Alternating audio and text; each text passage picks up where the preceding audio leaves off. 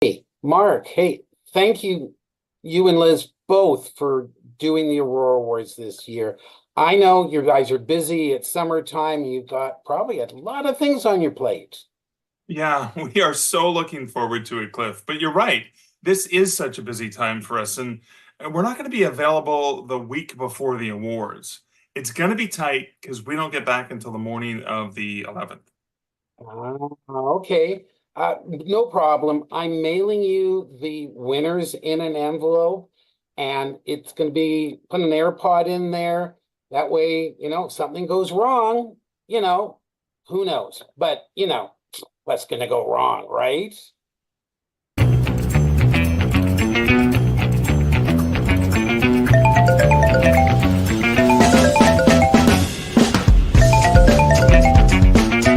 Hey, Mark, it's Cliff. The tracker shows that the envelopes are safely at your place. Enjoy your time away with Liz, and happy graduation and wedding.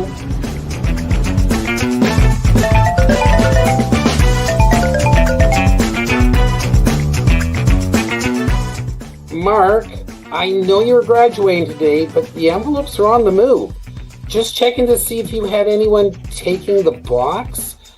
By the way, hey, it's Cliff.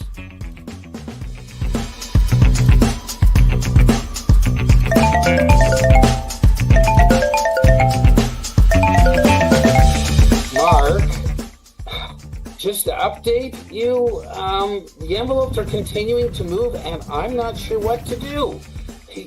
This is a real emergency. I know that you and Liz are getting married today, but you have to get back to me and locate the envelopes. We're counting on you, Mark. Oh, and by the way, it's Cliff again.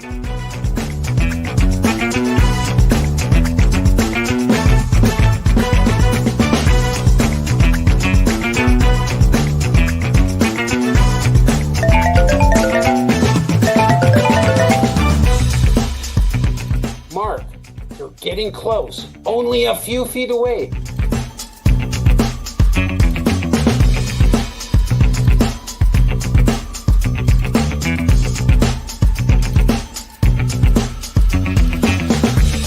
Mark, you only have an hour before the Auroras. Run, Mark, run!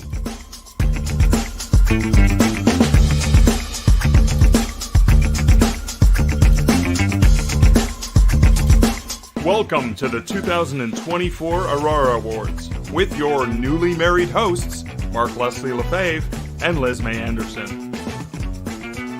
Featuring Hall of Fame inductees Chris Hadfield, Nalo Hopkinson, and Jo Walton. And also featuring past Hall of Fame inductees Cory Doctorow, Julie Trineda, Ed Greenwood, Hayden Trenholm, and more. And now, the 2024 Aurora Awards.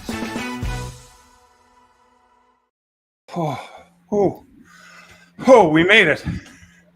Whoa, that was cutting it close. Yeah. Okay, so I've got half. I got the other half right here. Yeah.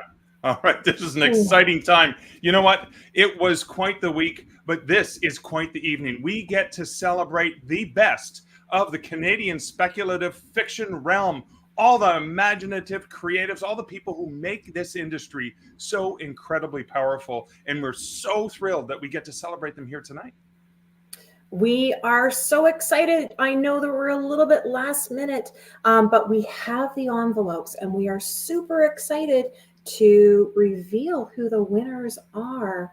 But first, we want to acknowledge that right now, currently, Mark and I are on the traditional lands of the Haudenosaunee, the Anishinaabe, and the Chinootan people.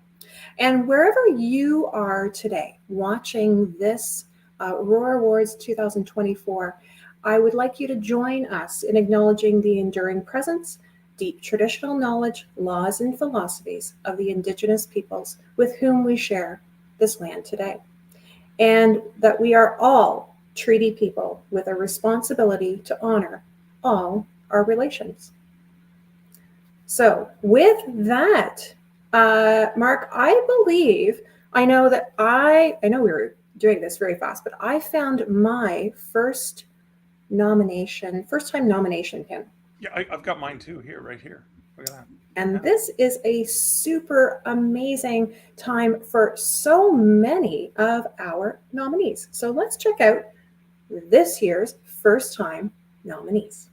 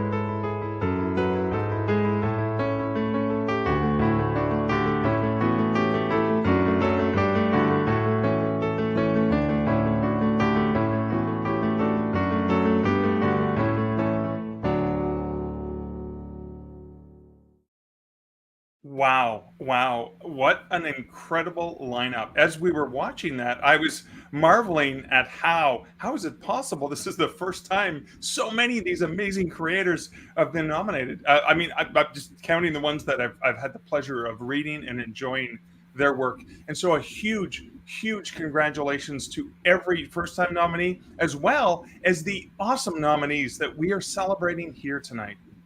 Absolutely. And Mark, I was also watching the comments that are coming in on YouTube. So thank you for your comments. We're going to be posting a few. Thanks, Kristen, for the shout out that says that we're rivaling the Olympics closing ceremony. So thank you to the 69 We timed people this so perfectly with the Hugos and the closing ceremony. Amazing. Amazing. So thank you to that. Please make sure that you continue to comment and offer your congratulations to all of the nominees and, of course, to our Hall of Fame inductees. Oh, I'm sensing an introduction coming up, Liz. I do. You know, a good segue. Awesome. All right, we have in the green room right now, we have the chair of CSFFA. We have David Clank, who's going to honor in our inductees into the 2024 Hall of Fame. And with that, please welcome David Clank.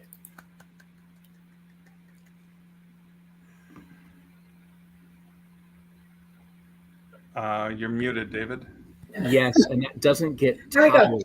And I've also somehow gotten very confused with how I'm actually representing myself on the screen. Because somehow got him/her. So I think I'm still getting past COVID right now.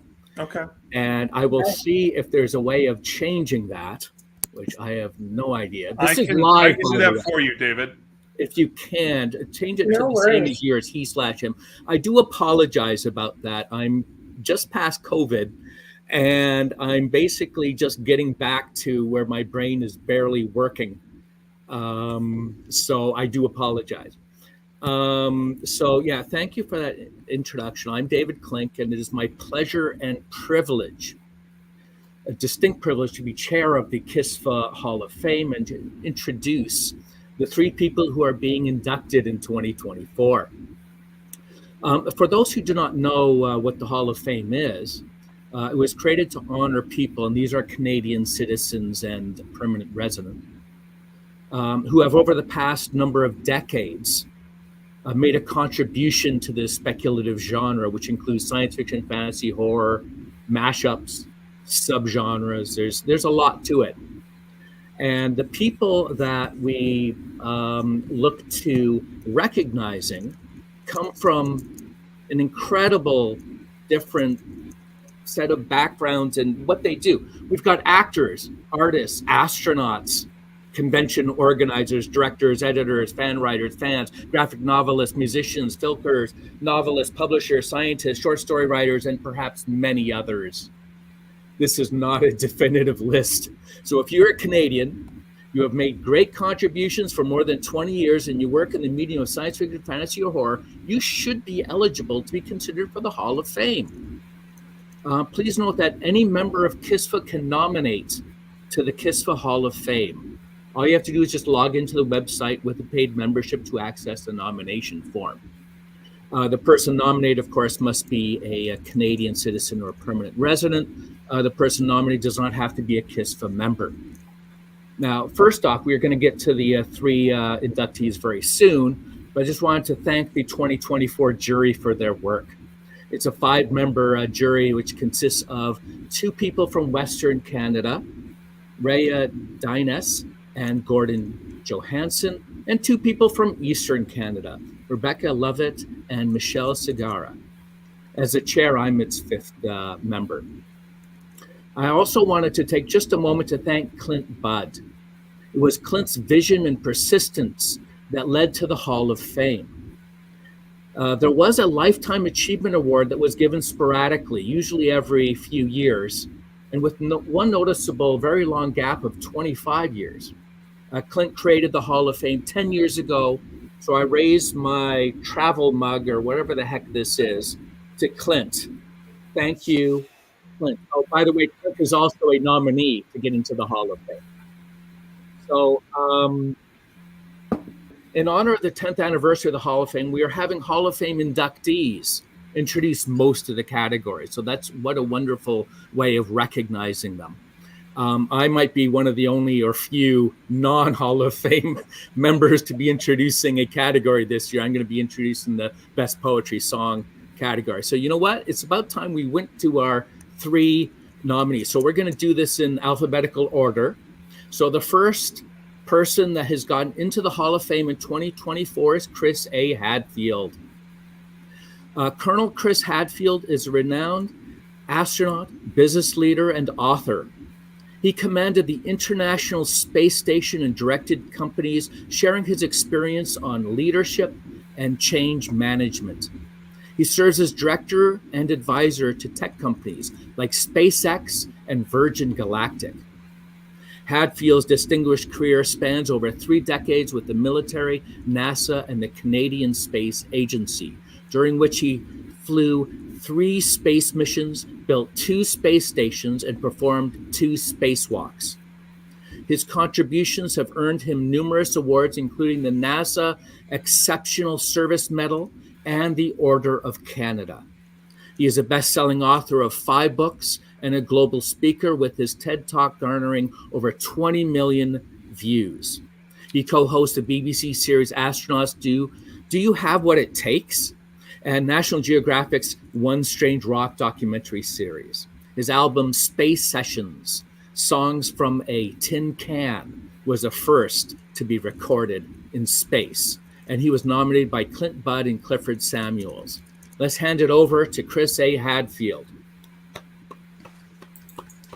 Hi, and thank you so much for the incredible honor of picking me to be a winner of the Aurora Awards for the Canadian Science Fiction Fantasy Hall of Fame. It's unprecedented and unexpected in my life. It's the type of thing that I was completely on the other side of when I was a kid. You know, reading other people's fantasies and fictions and imaginings of what might be and what might exist out there. I grew up on a farm in Canada, and the link between the huge universe of imagination that fiction and fantasy were putting into my head and the reality of life on a remote farm where the nearest neighbor was a long bike ride away, you know, that it was so important to have the freedom to imagine and the freedom to have a bigger vision of what might be possible within my own life. And so not only did it entertain me growing up, it still does, but the written word and the visual manifestations of that in art and in television and in theater and movies, to me, it was absolutely necessary. One of the Olympic athletes said, to be it, you've got to see it. You know, if you never even knew that something existed or was possible, there's no way you would have spent any time musing on it or thinking about how to change yourself. And so for me, the absolute necessity of fiction and fantasy and imagining and then describing it in a way that makes it real enough for someone that they consider the possibility of it. To me, that's necessary for our species, and it was hugely necessary for me to do the things that I did, to not only become an engineer and a combat fighter pilot and a test pilot, but then to apply and get selected as an astronaut and then fly in space 3 times and build 2 space stations and amazingly enough, command a spaceship. All of that is the direct effect of all of the influences of science fiction and fantasy that I was subject to when I was young. And now, on the flip side, to be able to share those ideas based on the reality of my experience, but express it in a romantic and evocative enough way that other people can see a different future, whether, you know, it's the Apollo murders strategically placed over my right shoulder, or the Defector over my left shoulder, or the science fiction, or at least the alternative history science fiction book that I'm writing right now. Now I'm in a position to try and return the favor and to write things clearly and well enough and provocatively and evocatively enough that maybe people will choose to do something else or be brave enough to try something else or gather a new skill. And some of the people reading the words that I write are going to do things that I only dreamed of being able to do. And that's almost like a pay it back, pay it forward kind of thing. It's an absolute necessity. And I am delighted that the association has honored me to be part of this process. And all I can say to everybody who's listening is get out there and read, because there's so much great stuff written, and get out there and write, because there's a whole universe of stuff still to write about. Thank you so much, Chris. Our next inductee is Nalo Hopkinson. Nalo Hopkinson was born in Jamaica in 1960, then moved to Canada in 1977. In 1997, she received the Warner Aspect First Novel Award for Brown Girl in the Ring. She has published 6 novels, numerous short stories, and has written comics in DC's Sandman universe. She's received the Astounding Locus and World Fantasy Awards, Canada's Aurora Award, the Sunburst Award for Canadian Literature of the Fantastic, and the Octavia E. Butler Memorial Award. In 2020, Science Fiction Writers of America made her its 37th Damon Knight Memorial Grand Master in recognition of her writing, teaching, and mentorship. She is currently a professor in the School of Creative Writing at the University of British Columbia. Her latest novel, Blackheart Man, will be published by Simon & Schuster in August 2024, and her short story collection, Jamaica, Ginger, and Other Concoctions, will be published by Tachyon Publications in October 2024. Please welcome Nalo Hopkinson. Hello, everyone. Coming to you from a Vancouver that is a little more sunny than it usually is. I'm a writer, not a prophet, but nevertheless, it is always so sweet to be recognized in one's own countries. I say countries in the plural because I'm Jamaican as well as Canadian. Thank you to Clint Budd, David Klink, and Mark Leslie Lefebvre. Thank you to the committee and to the Aurora community at large. Congratulations to my fellow inductees, Jo Walton and Chris Hadfield. I was already an avid reader of science fiction and fantasy when I moved to Canada at 16 years old, but my reading burgeoned when I was a teenager, nourished by everything SFNL that Toronto had to offer.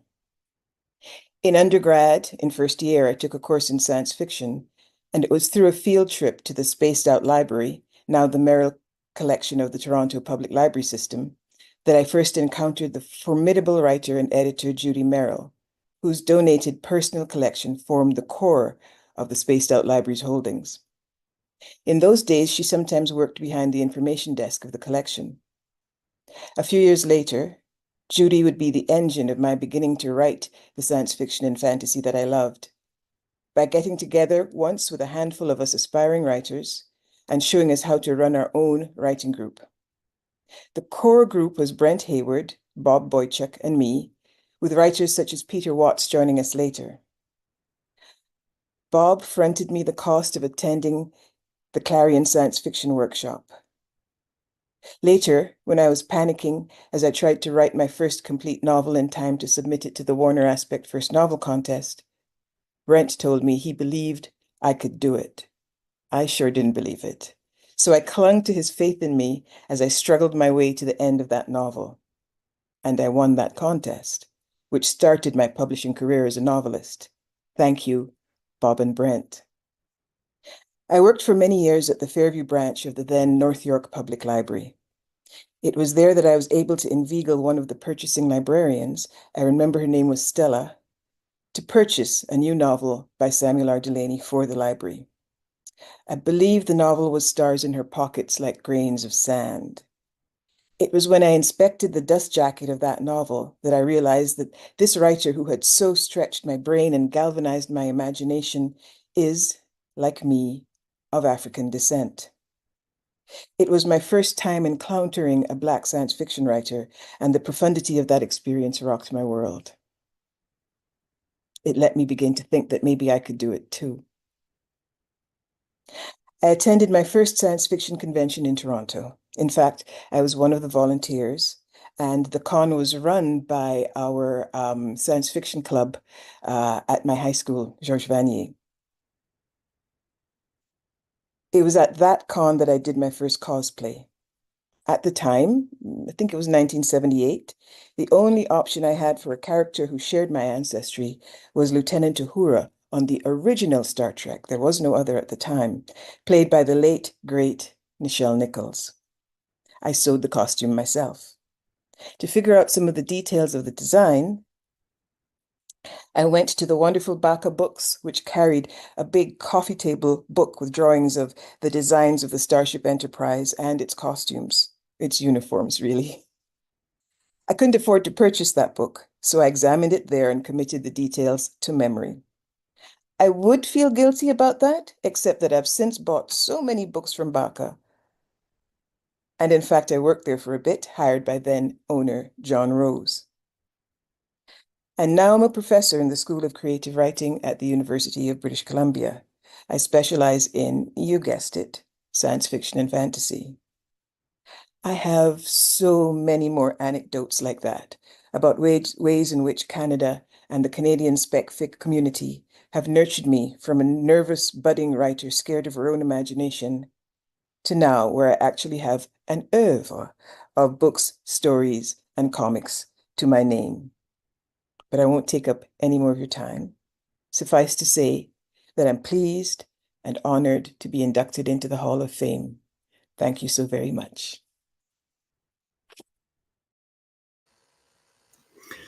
Thank you so much, Nalo. Our final inductee for 2024 is Jo Walton. Jo Walton has published 50 novels, most recently, Or What You Will. She has also published 3 poetry collections, 2 essay collections, and a short story collection. She won the now named Astounding Award for Best New Writer in 2002, the World Fantasy Award for Tooth and Claw in 2004, the Hugo and Nebula Awards for Among Others in 2012, and in 2014, both the Tiptree Award for My Real Children and the Locus Nonfiction Award for What Makes This Book So Great. She comes from Wales, but since 2002 has lived in Montreal, where the food and books are much better. She blogs on Reactor and has a podcast with Ada Palmer called Ex Urbe Ad Astra. She tends to write books that are different from each other. She also reads a lot, enjoys travel, talking about books, and eating great food. She plans to live to be 99 and write a book every year. She was nominated by Kaylin Stacey. Please welcome Jo Walton. Right, so I just want to say thank you so much for this genuine honor of the Canadian Hall of Fame. It's sort of quite astonishing to be inducted into a Hall of Fame this way. That was really, I was very surprised. And when I got over the kind of imposter syndrome shock of thinking, gosh, they want me, am I good enough? Then at that point I was like, yes, but am I Canadian enough? I'm talking to you today from my home in Montreal, which is on the unceded traditional land of the Ganya-Gabanya people. I'm a personal immigrant here, not just a settler. I came here in my 30s. I am an immigrant, and so the question of am I Canadian enough is sort of a genuine question. And I thought, well, okay, I'm as Canadian as possible under the circumstances. That's how Canadian we all are. And I would say Canada is a country that is very welcoming to writers. We chose to emigrate here from the UK, and my husband's Irish, so from the UK and Ireland, as a political decision, as a place that we wanted to live, looking at the whole planet and thinking where we wanted to live. Canada was an active choice.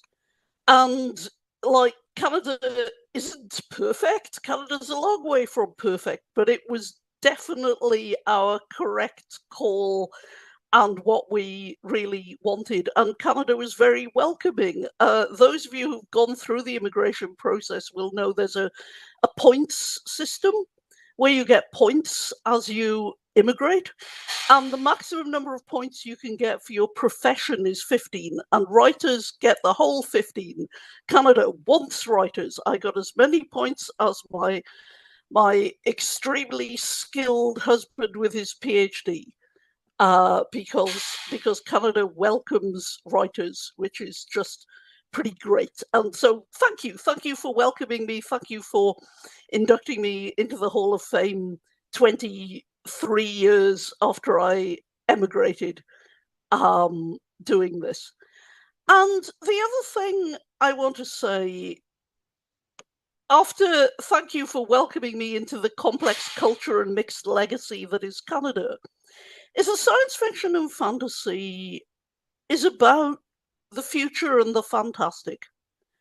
And it's about how we can reimagine different ways for the world to be and for people to live together, to do better, and find hope for going forward from where we are. But where we are is always starting from here with that complex legacy.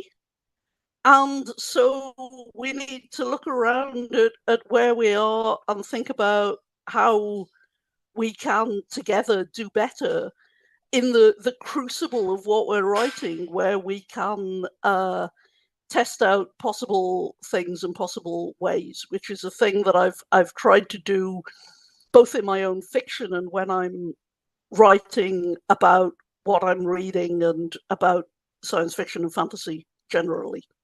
So, thank you very much.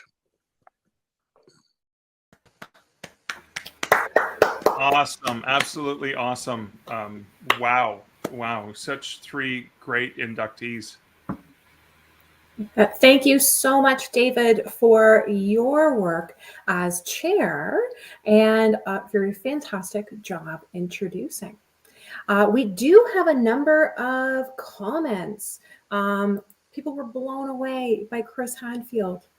What a wonderful, the words from him obviously were very meaningful to those watching as well. Very excited to see Nalo win and also her inspirational work.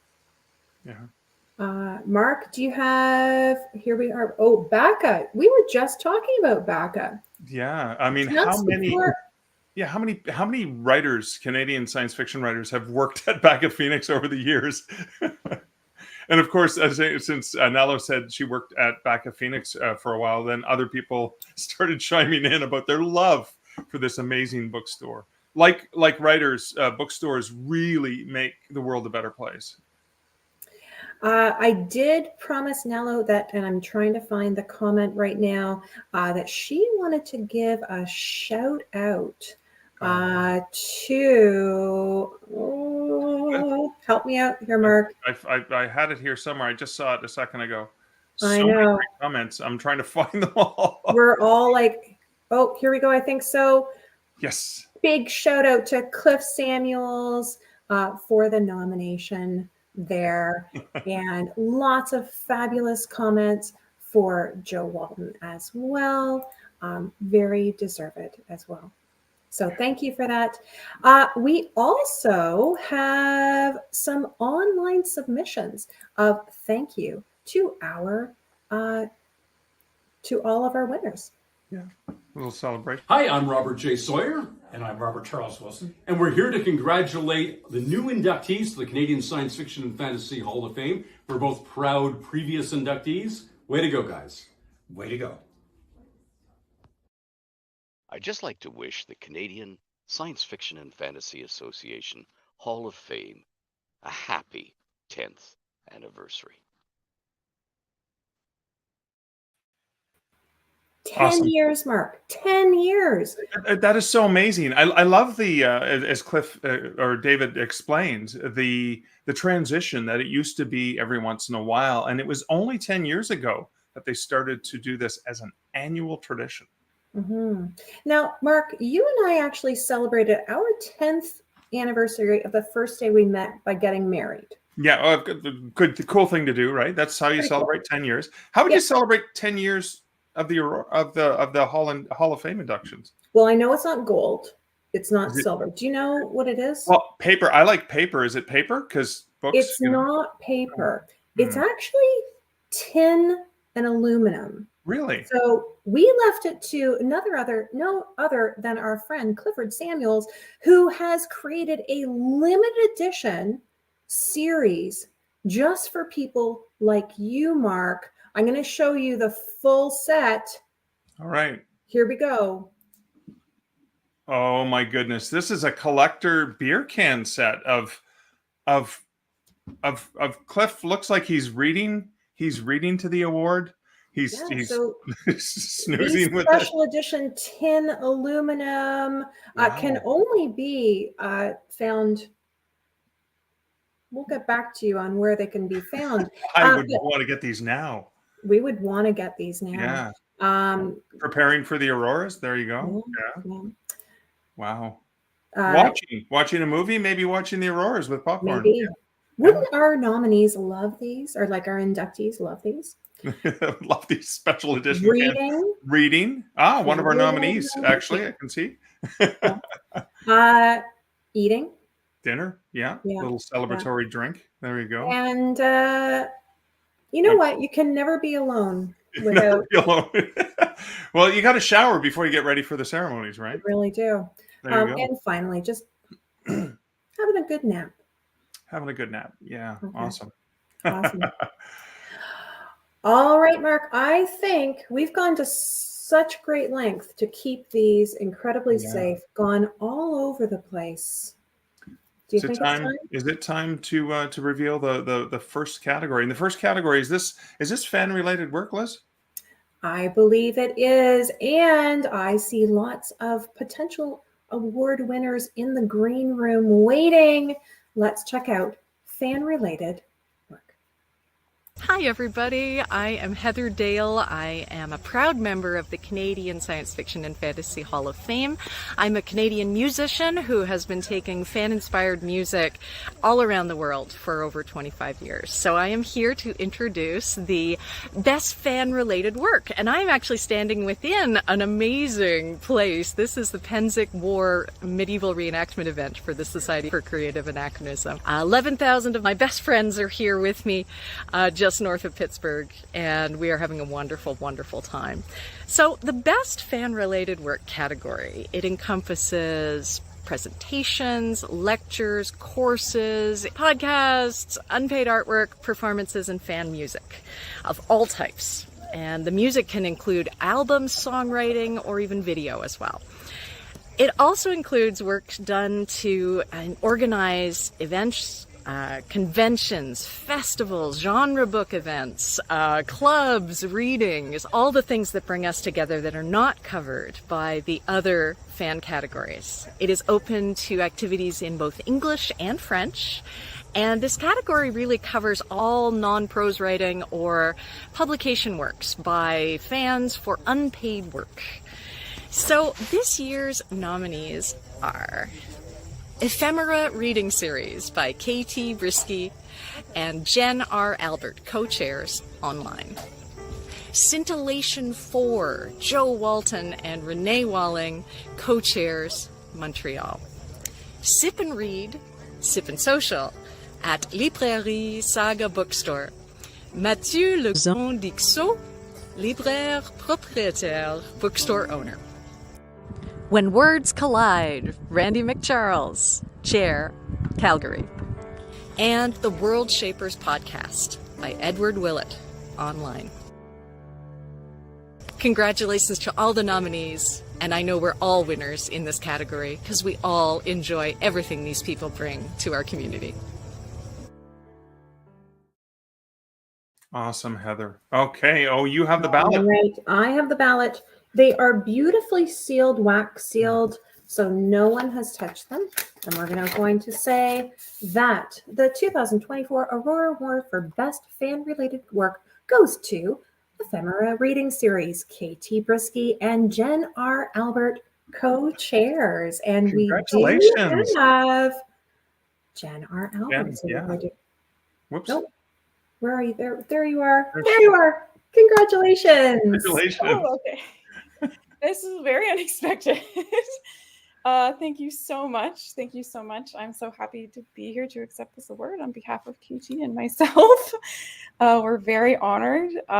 It's an honor that we share with all of you, our fellow nominees, and every reader and guest and community member who's joined us at Ephemera, which is quite a lot of you and quite a lot of the fellow nominees. Ephemera are printed artifacts, and they're intended for one-time use. These are things that were really not meant to survive, but they did. And we persevered in this weird sci-fi fantasy event for many years, hosted and paid hundreds of authors, diverse and emerging authors, over the 4 years that we were doing it, and attempted to provide an online space to foster community. And at a time when it was needed, we believe, to get everybody through tough and isolating and tumultuous times. These were times when speculative fiction and kind of the world in general was reckoning with a lot of rising racism, queerphobia, misogyny, fascism, things that we frequently spoke about during our show. If we were doing shows now, I would be encouraging our audience to put pressure on their leaders to take action against the continued hostilities against Palestinian people. We would really like to thank everybody that was involved with this, our family, friends, our loved ones for supporting us, Aurora Awards organizers this year, Ontario Arts Council, Toronto Arts Council, Science Fiction and Fantasy Writers of America are very important funding that helped us pay all of you. Of course, our writers and supporters and musicians, and we had a bunch of different kinds of artists involved. And you, all of you, throughout our years of operation, we thrived because our guests and our audience and their passion and their presence and their commitment to show up and do the things with us and do the activism with us and celebrate literature and all kinds of arts with us. Ephemera is over now, so our name is more fitting than ever, but I think that makes our time together that much more beautiful, and it makes this win so very special. So thank you so much. Awesome. Congratulations. And lots of people are sending out all of their thoughts and congratulations to you. Amazing. Even, the one about getting us through the gathering only era from Sienna as well. I don't know if you saw that one. There we go. There it is. Congratulations, Jen, and to KT. Congratulations. And thank you for doing that. Thank you for bringing that to the world. Absolutely. Oh, so I have the envelope for best fan writing and publications, and we're going to introduce that category right now. Here we go. Greetings. I've been a fan and participant in this category since the 1960s. Heck of a good hobby, I must say.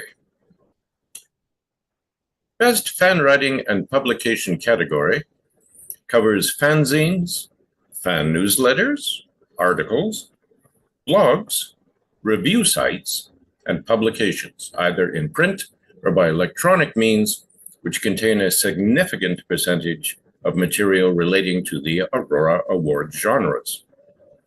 Work can include articles relating to topics such as books, movies, comics, gaming, film music, or conventions. Work cannot promote commercial products or be dedicated to a professional group or person. This year's nominees are Maria's Sci-Fi, Fantasy, and Horror Short Fiction Roundup, Maria Haskins. Polar Borealis magazine, issues 24, 25, 26, and 27, edited by R. Graham Cameron. Who let that guy in? Polar Starlight magazine, issues 8, 9, 10, 11, and 12, edited by Rhea E. Rose. The Traveling TARDIS, Jennifer Desmarais, Generic Designs. Young People Read Old SFF, edited by James Davis Nichol, online.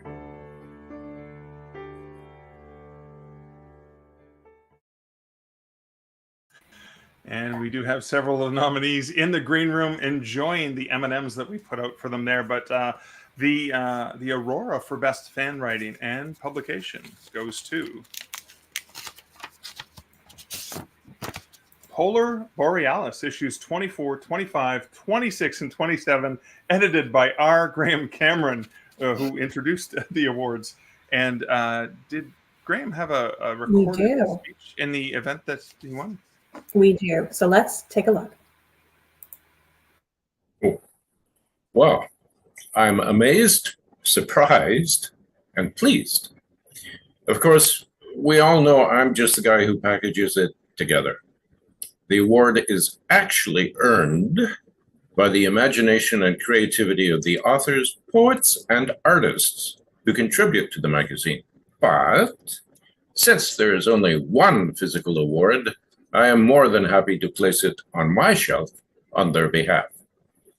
Editing and publishing Polar Borealis is a lot of fun. I intend to go on doing it for years. You can help. I will be open to poetry submissions in September and short story submissions in October. Just saying.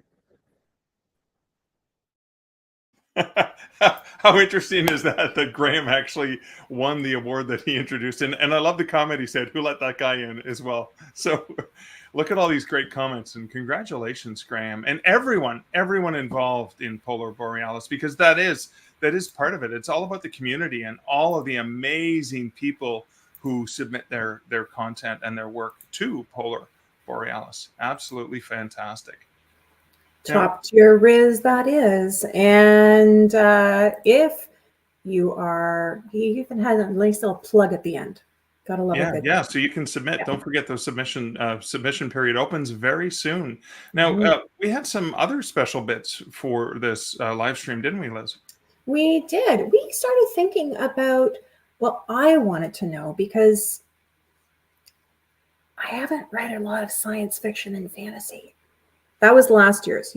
But you schooled me on that one last year, and I've been starting to read more and more. But I started wondering, what got people into science fiction and fantasy? So we started asking.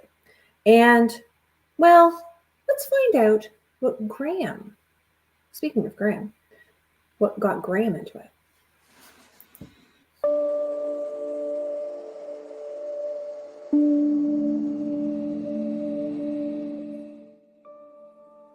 Hi, I'm R. Graham Cameron, publisher of Polar Borealis magazine. What turned me on to science fiction? 3 things. First, Tom Cravet's Space Cadet Viewmaster reels, which my elder brother let me watch and look at to my heart's delight, even before I entered kindergarten. Second, on my 9th birthday, I received this, the Yowzers. And third, just before my 10th birthday, which was in 1961, I received this, which blew my mind. I've never looked back. I still love every aspect of science fiction. You do too, I'm sure.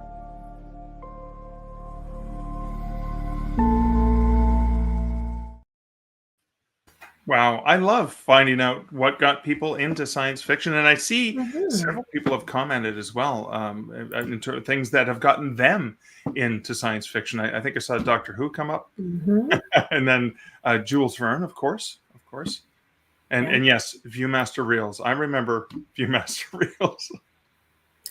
And that actually is a great segue into the next category, which without these would be very difficult to share online. Our Best Cover Art and Interior Illustration Award. So let's take a look at this introduction. Why ask a writer to introduce this year's Aurora Award for nominees for Best Cover Art and Interior Illustration? Who better to know and envy the power of art to convey what words, no matter how many, can convey? Great covers pull in readers. Great illustrations inform and inspire us all. Best Cover Art, Interior Illustration category covers works done by an artist, either for a specific piece or pieces of art, or for a body of work done during the previous calendar year. An artist can only be on the ballot once, and this category is open to both English and French artists. This year's nominees are Augur Magazine, issue 6.1, cover art, Lorna Antoniazzi. Endless Library Fantasy, interior art, Mark O'Marin, Year's Best Canadian Fantasy and Science Fiction, Volume 1, Ansible Press. Green Fuse Burning, cover art, Chief Ladybird, Stelliform Press. The Machines That Make Us, cover art, Brent Nichols, Taiki Books. The Passion of Ivan Rodriguez, cover art, Kayla Kowalik, Taiki Books. Tails and Feathers Magazine, issue 1, cover art, Jade Zhang. Good luck all. All right, here we go. We have a few nominees in the green room. for the 2024 Aurora Award Best Cover Art Interior Illustration, Augur Magazine, issue 6.1, Lorna Antoniazzi. Awesome. Congratulations, Lorna, and congratulations, Augur. Do we have a pre-recorded? We don't. Okay. Or And going on. Yeah, do not have an acceptance speech, but on behalf of our winner, would love to say thank you so much to everyone who voted, and thank you so much to everyone who enjoys reading and enjoying this tremendous work of art. Awesome, and some great comments from folks in the audience, in the virtual audience from wherever they are watching. Oh, cool. Great. More comments about what's getting people into science fiction. That's fantastic. But I think it is time now to move on to the next category. And the next category coming up is Best Related Work. Here we go. Welcome to the category of Best Related Work. This category covers works of criticism, book reviews, CDs, critical editions, screenplays, anthologies, or single author collection. In fact, it covers all the professional works that are not covered by the Aurora's other professional categories, which cover specific types of work: novel, young adult novel, novelette or novella, short story, graphic novel, comic, poem, song, and cover art and interior illustration. So this is a very wide category, and this year's nominations cover a number of great works. So the 2024 Aurora Award nominations for Best Related Work are Game On, edited by Stephen Kotowich and Tony Pye from Zombies Need Brains, LLC. No One Will Come Back for Us and Other Stories by Premi Mohammed from Undertow Publications. On Spec Magazine, Diane L. Walton, Managing Editor from the Copper Pig Writers Society. Skin Thief Stories by Suzanne Palumbo, Neon Hemlock Press. And Year's Best Fantasy and Science Fiction Volume 1, edited by Stephen Kotowich from Ansible Press.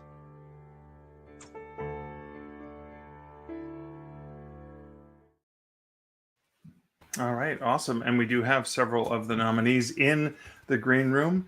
And for the category of Best Related Work, the Aurora goes to Year's Best Canadian Fantasy and Science Fiction, Volume 1, edited by Stephen Kotowich from Ansible Press. And I believe Stephen is in the green room. There he is. Hey, Stephen. Congratulations. Hi. I wrote something down because I knew I would totally freak out and forget how to talk if I didn't. So, wow. Thank you very much. I'm thrilled and honored to accept the Aurora Award for Best Related Work. It really means a lot. When I had the idea to do a best of Canadian, year's best of Canadian fantasy and science fiction, I wasn't sure whether anybody would be interested, but the response has been universally positive, no pun intended, maybe a little bit intended. But you know, winning an Aurora for it is, I mean, it's the ultimate kind of confirmation that yes, in fact, people are interested in a book like this. So to everyone who voted for the book, thank you. It's a real encouragement to continue to do this series year after year. I hope it'll be an annual thing. Thank you to the other finalists in this category, to Premi, Susan, Tony, everyone at OnSpec. It was a really stacked category this year, and I was really thrilled to be in your company. Thank you to Clifford and everyone at KISFA for organizing the Auroras each year. I know it's a lot of work. It's really appreciated by everyone in the community. Thank you to all of the authors and poets who allowed me to include their work in the book. Volume 1 at that point when I approached them was just, you know, I had an idea and I was kind of crossing my fingers. So I really appreciate their faith and trust in me and in the idea. Thank you to the 236 people from 13 different countries who backed the Kickstarter that made this project possible.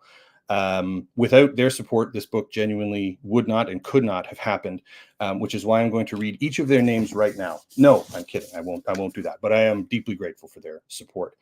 And finally, I'd like to thank our 3 kids, Huey, Dewey, and the third one, as well as my wife, Amanda, who was unfailingly supportive and the project's biggest cheerleader right from the start. So clearly, I am a very lucky guy. So thank you again. This award means an awful lot.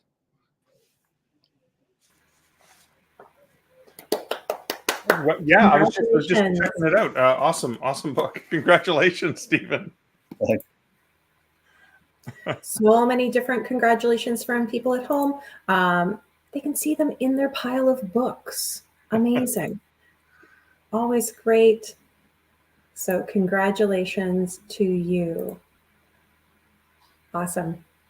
I see someone, Jane's going to order it from Bacca on Jane's next order with Bacca. There you go. Perfect. Awesome. Congrats, Stephen.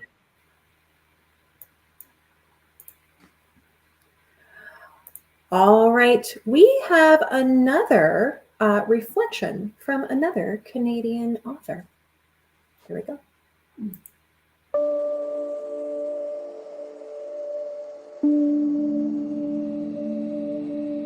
What got me into science fiction? My school library. I was really getting bored of what I was reading, so I just read all of the authors whose names began with N. And then I hit Star Rangers by Andre Norton, and I thought, where has this been all my life? So from then on, that was it. I was gobbling up anything science fiction I could find. And the idea of writing it pretty much started about then as well. My first scribbles were when I was 10 for myself. But I'm glad I came to share it with all of you. And I know we share this love of science fiction and fantasy.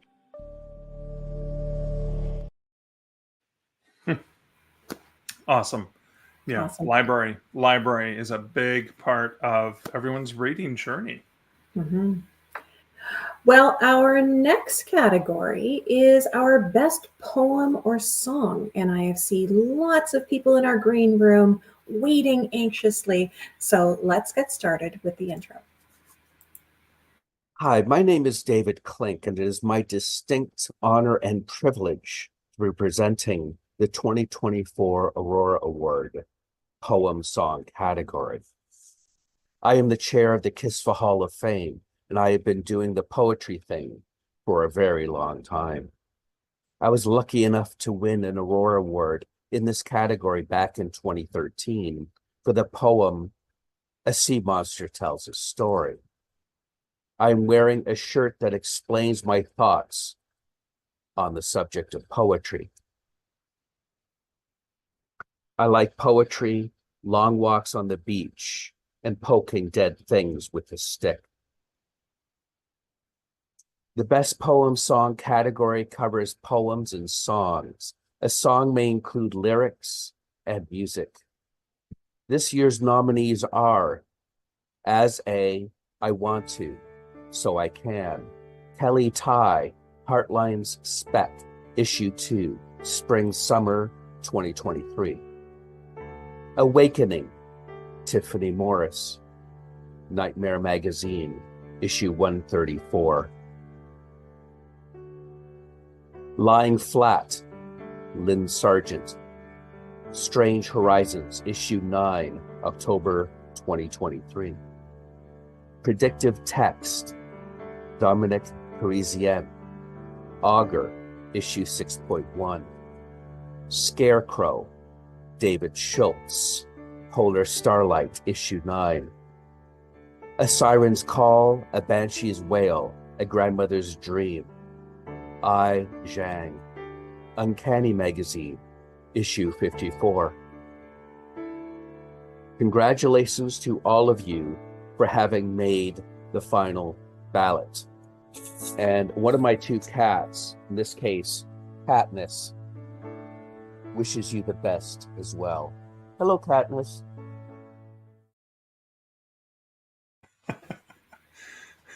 All right, so direct from David and Katniss, let's check out to find out who is the recipient of Best Poem. So the 2024 Aurora Award Best Poem Song goes to Awakening by Tiffany Morris, Nightmare Magazine, Issue 134. And here's Tiffany. Congratulations. Congratulations, Tiffany.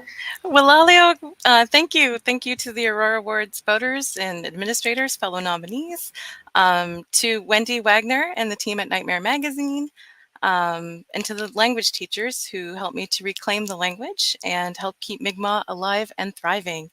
Emsit Nogama, all my relations. Thank you. Well done. Congratulations again, Tiffany. Got some great comments coming up as well with folks wanting to wish you their congratulations as well. Thank you. Good stuff. We can't keep up with the comments. That's how active this audience is. That is amazing. So many. Awesome. Fantastic. All right. So congrats again, Tiffany. Okay. So the next category, which we're going to present, is the best graphic novel comic. Lots of nominees, so let's check them out. Evening. For those that don't know me, I'm Clifford Samuels. I'm the current Aurora Awards administrator, and as you can see, I'm a big book collector. I was thrilled to be inducted into the Hall of Fame last year, and it's my great honor to introduce the best graphic novel comic category. This category covers the works that combine both word and art to tell a story. This category includes graphic novels, stories, and/or comics. They can be published as a standalone work or within an anthology or collection, either in print or on the internet. Nominations can be based on the written word, illustration, or color works. This year's nominees are Atana and the Firebird, Vivian Cho, HarperCollins.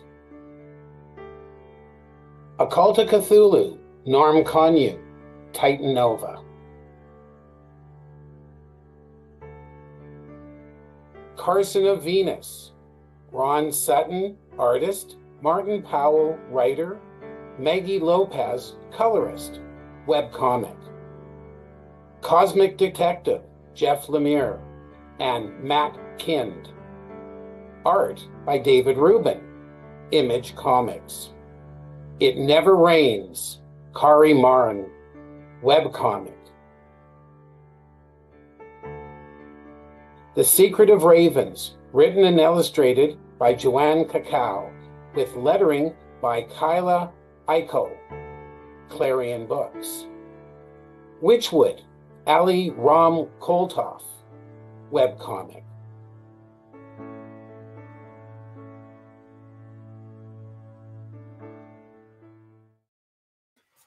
All right. And the best graphic novel comic Aurora goes to A Call to Cthulhu, Norm Conyu, Titan Nova.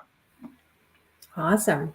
And Norm has submitted a written speech, and I will share that with you right now. So Norm says, thank you to the CSFFA for the honor of nominating A Call to Cthulhu, my love and hate letter to H.P. Lovecraft. It was an enjoyable project, and seeing others enjoy it as well has been a blast. I also have to thank my long-suffering wife and children who barely see me as I beaver away on books outside of my usual work hours, and for Titan Comics for taking a chance on this particular Canadian Adrift in the UK. Congratulations, Norm. Lots of comments coming in from folks for Norm as well. Awesome. Fantastic. Now, in my hand, Mark. What's that? I've got the next one. The next one. All Best right. Short story. Lots of people in this category, so let's check it out. The short story. I love the short story. I grew up reading them back in the day when everything was in print. There's so much to choose from. So many magazines, Galaxy, Astounding, gone now, but amazing stories still around. Asimov's analog, fantasy, and science fiction. There's so much to choose from anthologies. I still remember the shock and awe of reading Dangerous Visions, edited by Harlan Ellison, and later again Dangerous Visions. So it was a wonderful, wonderful time that interested me and inspired me. And so, like most writers in the field of speculative fiction, I started out writing short stories. I moved on to novels, but I still love working on short stories. I still love what you can do with a short story. You know, a short story is an entire world in a nutshell. It has all the components that a novel has: plot, characters, setting, narrative tension, but compressed into such a tight form. It's a perfect form. In a great short story is just like a diamond. That's how compressed and perfect it is. But getting on to the business at hand. The short story, this category covers works with fewer than 7,500 words. It covers the short form fiction, such as short stories and flash fiction. And the nominees are At Every Door, A Ghost, Premi Mohammed, Communications Breakdown, MIT Press. The Dust Bowl Cafe, Justin Dill, Augur Magazine, issue 6.1. If I Should Fall Behind, Douglas Smith, the Magazine of Fantasy and Science Fiction, September-October issue.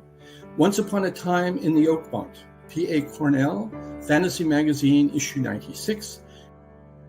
And Sink Your Sorrows to the Sea, Chandra Fisher, Saltwater Sorrows, Tyche Books. And the winner is...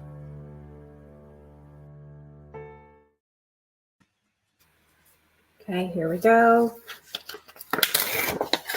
The winner of the 2024 Aurora Award for Best...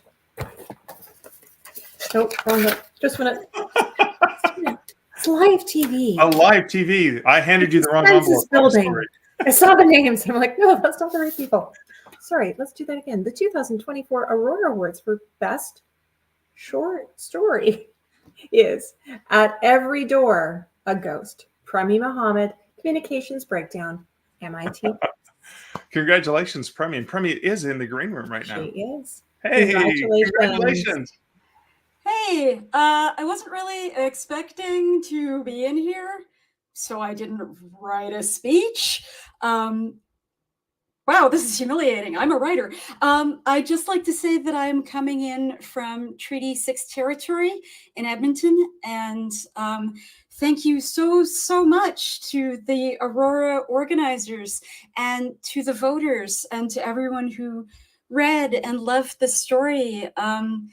It was a difficult one to write, and I wasn't sure that it landed exactly where I wanted it to land when referring to the difficulties of research and the scientific life and how to attempt to live an unobserved life while also working under the necessary oversight that science requires. I'd especially like to thank my editor, Jonathan Strahan, for soliciting the story and for keeping a light touch on the edits. Thank you so much, everyone. Awesome. Congratulations again. So many great comments coming in of folks wishing you their congratulations as well. So this is fantastic. Wow. Awesome. Awesome. Congratulations. Great stuff. I love this community. It's just so supportive. Everyone just cheering everyone else on. Absolutely fantastic. What a wonderful evening. We have many inspiring things to celebrate, don't we? We do, and we have none other than Ed Greenwood, who would like to share what inspired him to be a writer.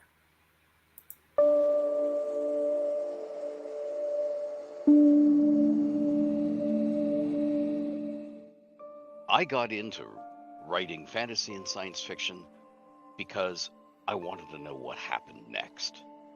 My dad had a den crammed full of books, and I read every one of them. And I would always pound up the stairs and ask my dad, what happens next? What do these characters do next? And he'd always say, well, son, that author died in 1938. If you want anything else, you're going to have to write it yourself. So I did.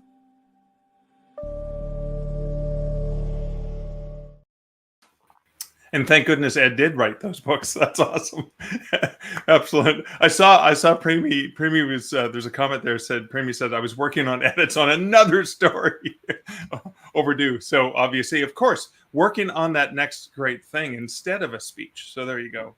All right. So our next category is Best Novelette or Novella. And who's going to read that for us today? Let's check it out. Hi, this is Cory Doctorow, and I'm honored today to present the nominees for Best Novelette or Novella, a category that covers works with word counts ranging between 7,500 and 40,000 words. That is, works that we define as either novelettes or novellas.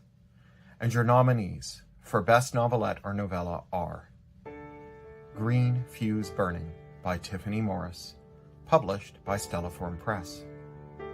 I Am AI by I. Jiang, published by Shortwave Media. The Most Strongest Obia Woman of the World by Nalo Hopkinson, from Out There Screaming, an anthology of new black horror, published by Random House. Pluralities by Avi Silver, published by At This Arts. And finally, Untethered Sky by Fonda Lee, published by Tor.com.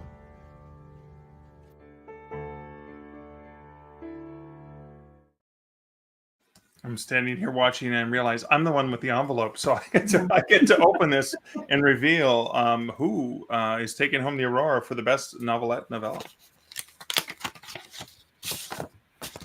Untethered Sky by Fonda Lee. Congratulations, Fonda. Congratulations.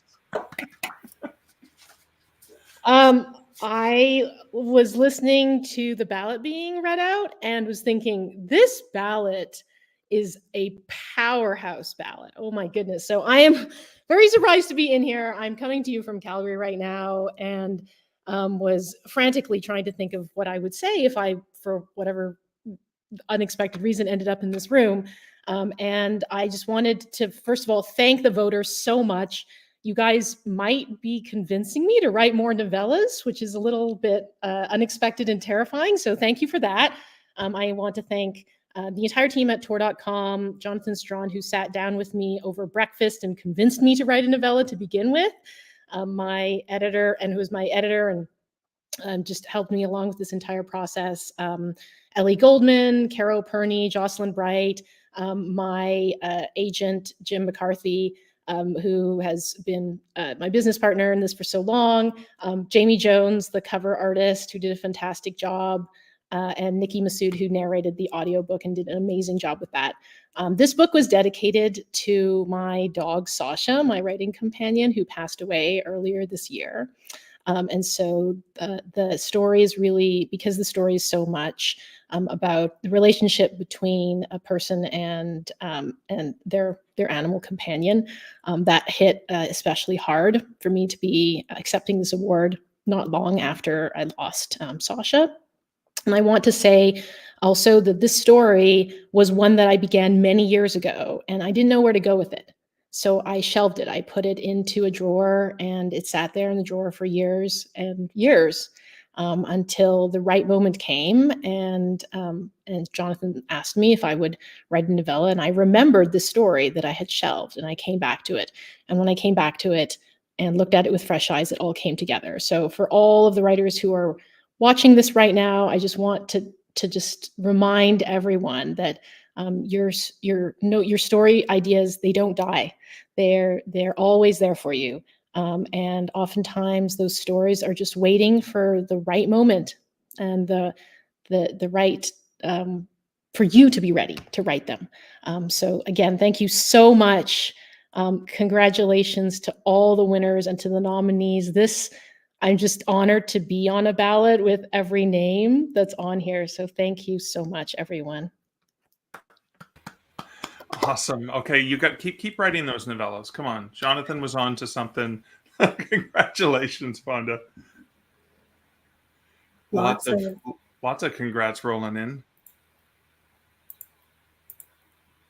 Awesome.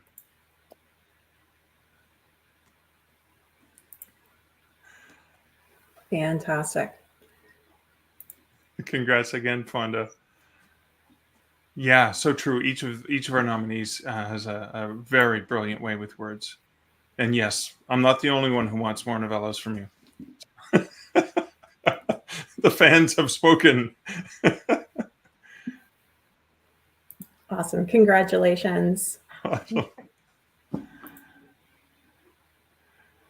All right. I promise that I never actually looked inside.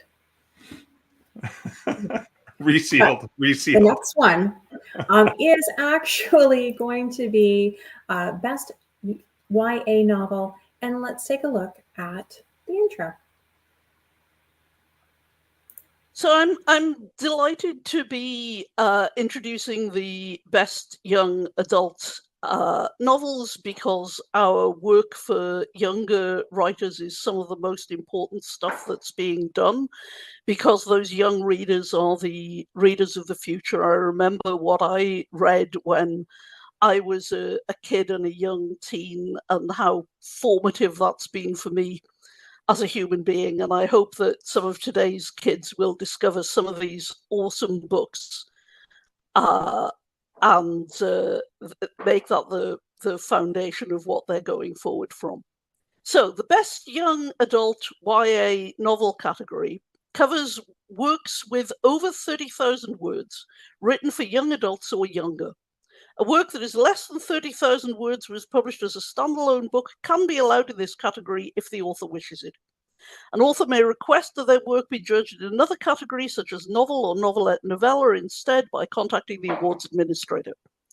This year's nominees are The Crystal Key, Dream Rider Saga Book 2 by Douglas Smith from Spiral Path Books, Flower and Thorn by Rati Meherota, Wednesday Books, Funeral Songs for Dying Girls by Cherry Dimmerline, Tundra Books, The Grimmer by Naban Ruthnum, ECW Press, and The Stars of Mount Quix by SM Baiko, also ECW Press.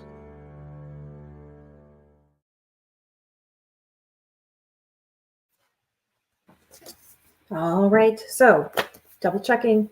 Best Young Adult Novel for 2024 goes to Funeral Songs for Dying Girls, Sherry Dimmeline, Tundra Books. Awesome. Congratulations, Jerry. Do we have an acceptance speech? We don't, so we will accept this on her behalf and also share some fantastic, heartfelt congratulations. Yeah, awesome. That is wonderful. Congratulations, Cherry. That is really exciting, really amazing. Lots of congratulations rolling in, of course. And I loved what Jo said about YA novels as well. Absolutely.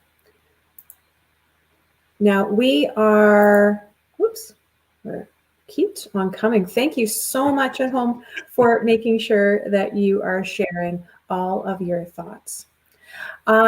We have one final inspirational thought, and it is from none other than our very own Chris Hadfield. So let's check out.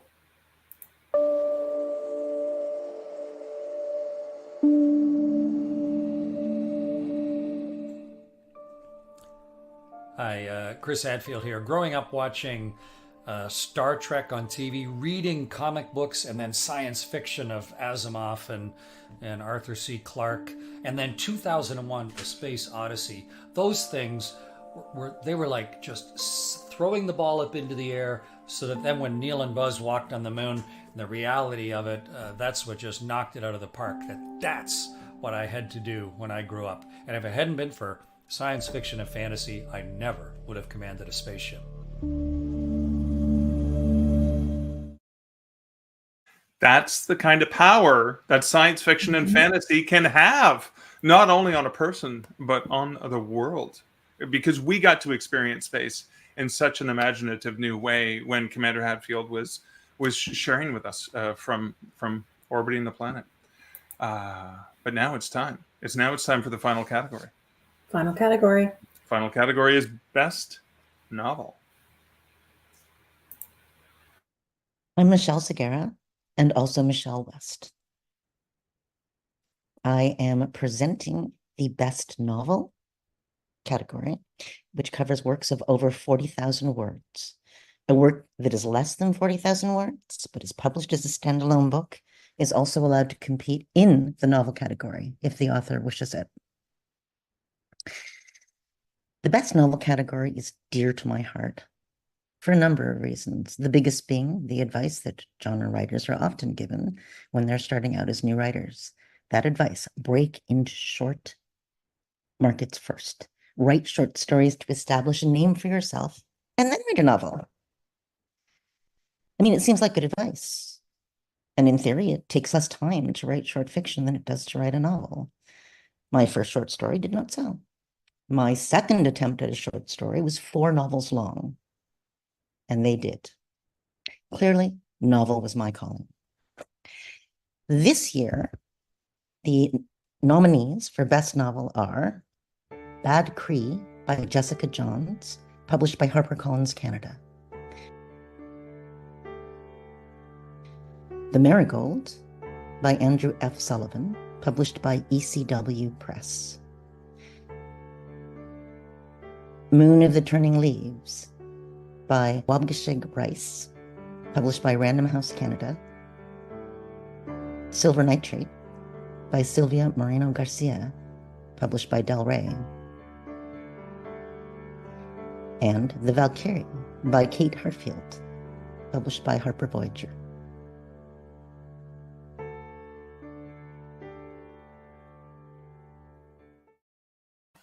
Really exciting time. Okay, we have several of the nominees enjoying the comforts of our virtual green room, and I'm going to open the final envelope. And so the Aurora for Best Novel 2024 goes to The Valkyrie by Kate Hadfield from Harper Voyager.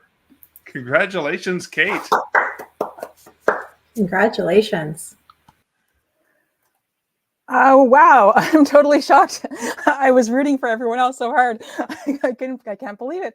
Yeah, I want to just say, first of all, thank you to my fellow nominees. How wonderful it is to be in your company, and in particular to be on a ballot that honors the work of so many Indigenous writers, which has been a long time coming. Please do read all the nominated novels if you haven't yet. I want to thank the voters and administrators, Mark and Liz and everyone involved in the ceremony. Thank you all so much for supporting the Valkyrie, which is, I'm going to borrow Norm's phrase, it's my love and hate letter to the stories that turned me into a fantasy writer. I want to thank my editor, Jane Johnson, my agent, Jenny Goloboy, everyone in Harper Voyager UK and HarperCollins Canada, Jack Renninson, who believed in it, the booksellers who made space for my work on their shelves.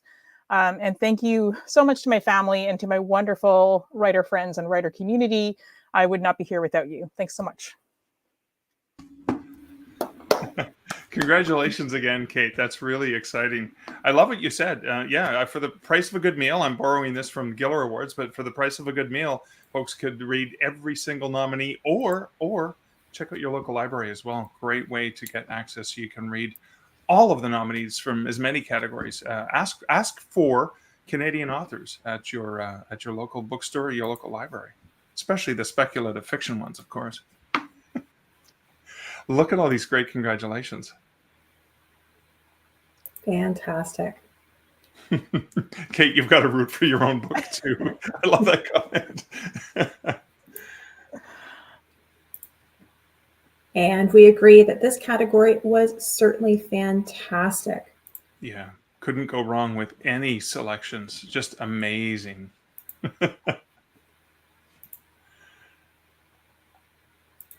Fantastic. Congratulations, Congrats, Kate. Kate.